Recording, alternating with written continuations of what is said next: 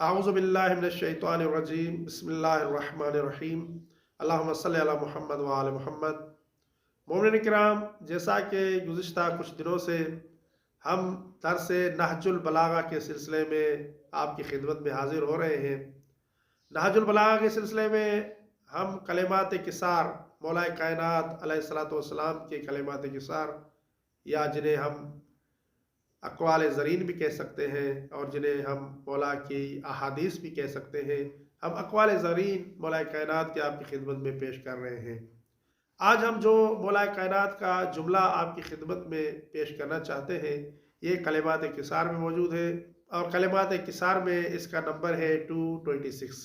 226 کلمات قصار میں امیر المومنین علیہ الصلوۃ والسلام ارشاد فرماتے ہیں: الطامع فی وثاق الذل، لالچی ہمیشہ ذلت کی قید میں رہتا ہے۔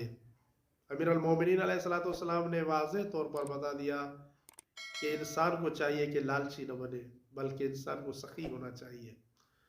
بالکل اسی طرح جس طرح ائمہ اہل بیت علیہ الصلوۃ والسلام سخی تھے، اور ائمہ اہل بیت علیہ الصلوۃ والسلام کے در غریبوں، مسکینوں اور پریشان حال مومنین کے لیے کھلے رہتے تھے، اسی طرح انسان کو لالچی نہیں ہونا چاہیے بلکہ سخی دل ہونا چاہیے۔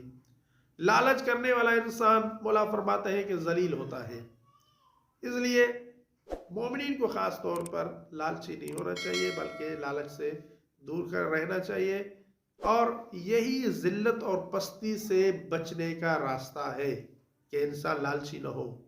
اور اگر انسان لالچی ہوگا تو ظاہر سی بات ہے، لالچی انسان مولا کائنات فرماتے ہیں الطامع فی وثاق الذل، لالچی ہمیشہ ذلت کی قید میں گرفتار رہتا ہے۔